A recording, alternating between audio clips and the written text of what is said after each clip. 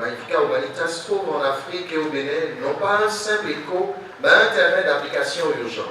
Ce qui fait la force du rapprochement, c'est ce que l'ouvrage L'Afrique à l'ère du numérique né à Cotonou, dans le même mouvement de pensée, démontre que ce discernement n'attend pas d'être importé.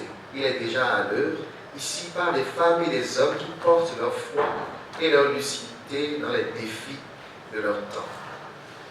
Ce livre a été publié bien avant l'encyclique du pape.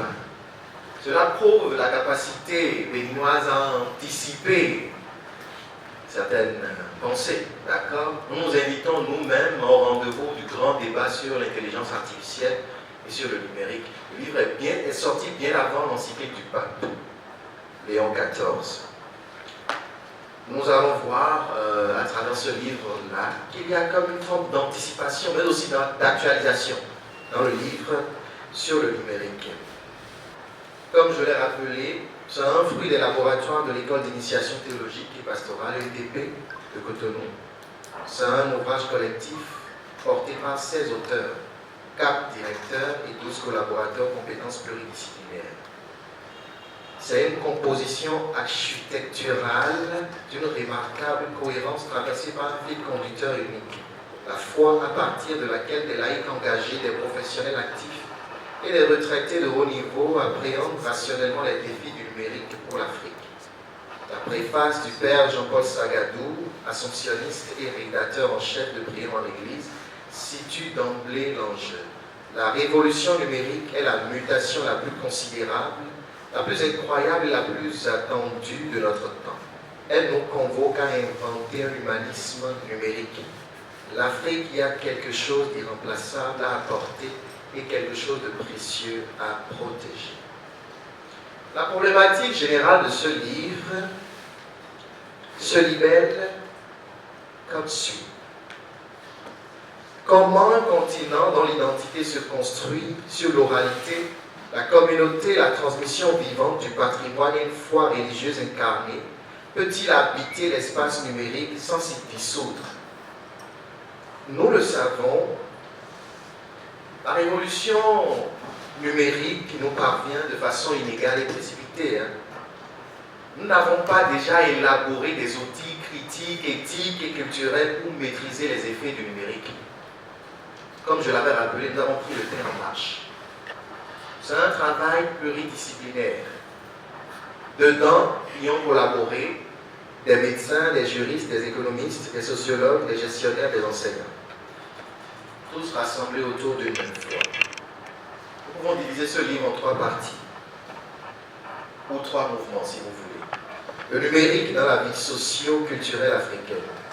Nous le savons, les sociétés africaines, sur la solidarité, l'oralité, la profondeur des liens communautaires, se trouvent bousculées par une culture numérique sans frontières qui remodèle les mentalités, les langages et les hiérarchies de valeurs. Aujourd'hui, au Bénin en l'occurrence, nous pouvons avoir un lien numérique avec des gens qui vivent au Cameroun, en Sud-Afrique. Nous pouvons savoir ce qui se passe dans le monde. Et cela bouleverse un peu ce que nous avons toujours fait en Afrique. Je vais parler des principes, l'oralité, la communauté, la transmission. Ce qu'on appelle communauté, l'arbre à palabre, où on se rassemblait pour écouter, d'accord, l'aphorisme ou la sagesse qui était transmise. Aujourd'hui, ces valeurs-là se trouvent fragilisées par cette globalisation, cet éclatement de la sphère culturelle et communautaire. L'ouvrage analyse donc les incidences du numérique sur le patrimoine culturel, les interactions sociales, l'éducation, l'emploi et la participation citoyenne. Il ne cède ni à l'enthousiasme naïf ni au rejet stérile. Il pose avec rigueur les opportunités réelles, préservation du patrimoine, démocratisation du savoir, désenclavement continental et les risques tout aussi réels. Aliénation culturelle, fracture numérique, cybercriminalité, manipulation de l'opinion. Je voudrais rappeler une citation ici. L'histoire est racontée par les vainqueurs. Notre histoire nous est racontée par les colonisateurs, des manuels qui ont été écrits par eux. Déjà, notre patrimoine culturel est déjà partiellement fragilisé. Et aujourd'hui, avec l'ère du numérique, la révolution numérique, cela pourrait s'amenuiser davantage. On pourrait nous faire croire que, vous savez, tout ce qui se raconte sur le phare actuellement, d'accord, sur les réseaux sociaux. Vous en savez quelque chose, d'accord? Qui est expert, qui est scientifique, qui s'invite dans le débat contradictoire, qui veut faire évoluer la pensée? Qui est expert, qui est scientifique? Il y a un flux d'informations et il faut un discernement nécessaire pour décrypter tout cela. Le deuxième mouvement, c'est le numérique et la transmission de la mémoire. Je l'avais rappelé, notre mémoire est assez fragilisée déjà par une histoire qui est racontée par des colonisateurs et non par des colonisés. En Afrique, la mémoire n'est pas seulement affaire d'archives. Elle est tissu vivant, transmis de bouche en bouche par les griots, les anciens, les rites. Cette mémoire est déjà fragile, partiellement falsifiée par la colonisation, menacée de l'intérieur par les rivalités ethniques et politiques. Le numérique peut en être le gardien ou le fossoyeur.